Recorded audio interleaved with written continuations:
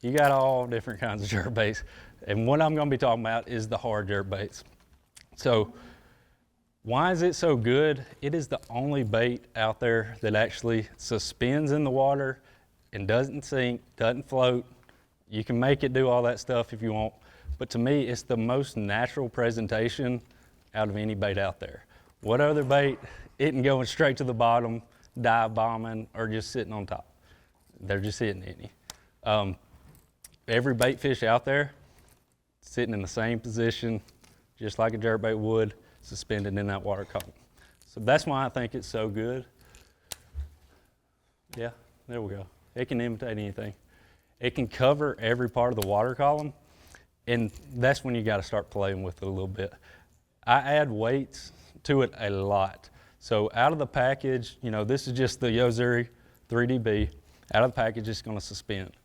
But that's when I'm going to start utilizing that live scope. You're going to see where those fish are. That's when you can start adding weights. And those little suspend strips, people know what I'm talking about on that. It's just that little piece of lead, little sticky. I don't know who makes it, but I literally just stick them on the bottom of my jerkbait. And whenever you're doing that, be careful. If you stick it up to the front, it makes it go a little bit more nose down, obviously. So you get a little bit deeper diving action on that. And if you stick it too far back, though, you start getting that tail up. Don't do that. Stick it in the middle or stick it up front. I don't throw a floating jerkbait a whole lot. Really, the only situation is going to be doing that. If you see on live scope, and I don't know how many of y'all guys use that, but if you see those fish, they're sitting like literally right below the surface. They might be 2 or 3 foot deep. That's one of the times I'll throw a floating jerkbait, but really over tops of grass. So like Gunnersville, you got the hydrilla and stuff coming up, and if it tops out to like 2 foot of water, something like that, that suspending jerkbait's just gonna dig down in that grass. You can't work it. That's when I'm gonna throw that floating. But 90%, heck, 99% of the time, I'm throwing a suspended one. Works all year long. So growing up, all you hear anybody talk about a jerkbait is wintertime, because you can sit there and dead slow it, twitch it. That's too boring. I hate it. During the wintertime is actually my least favorite time to throw a jerkbait. Summertime, springtime, fall, that's my go-to. And I am working that thing. You might come by me in the summertime, think I'm nuts out there. I'm ripping this thing. I mean, your arms are gonna be wore out at the end of the day. But any time of year, fish will eat this thing. Fish it around any type of cover. This is one of the deals that I've kind of held secret, close to me, I guess, for a long time, is treat this thing like a crankbait.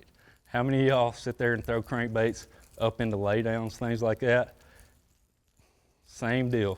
So I throw the deep diving jerkbait for that specific reason. It has that longer bill, so whenever you're jerking it, if you get around cover, docks, stumps, it don't matter. You get that longer bill and it's actually deflecting. So, man, there's gonna be some people back home mad at me.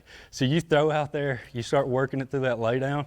When you start feeling that line, and y'all know what I mean, when you pull into it, stop jerking it. Don't jerk again, because you're just gonna get hung every time. That's when you just wanna do that little pull, so it's just like a crankbait, and it's gonna come up, crawl right over. But yeah, you'd be amazed at some of the stuff I've actually thrown the jerkbait into. One of my favorite things to do is fish it around grass.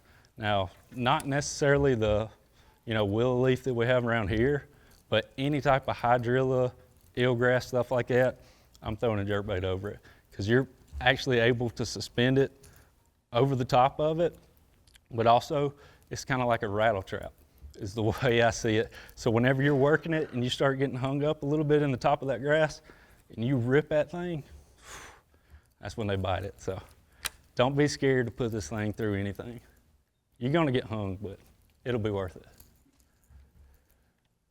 All right, different types of jerkbaits. There is 1,000 different ones out there. I'm sponsored by Yo-Zuri, And that was a decision I made solely because of their jerkbaits. I was throwing them ever since they came out with that 3DB, and the standard is the 110. The shallow diving 110, I think I got something up here.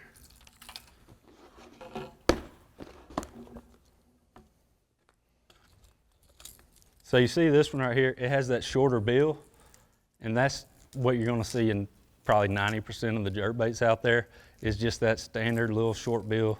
Obviously everybody knows about mega bass.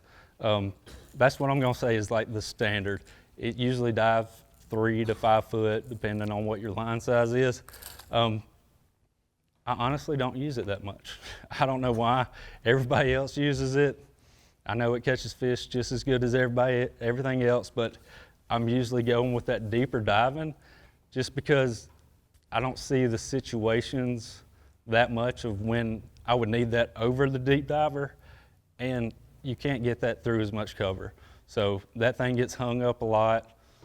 I don't want that. I want to be efficient, so I'm throwing that deeper diver to be able to actually come through stuff.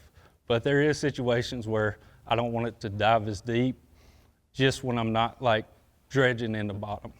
So if I'm fishing like shallow points, stuff like that, that's when I'm gonna throw that shallow diver one.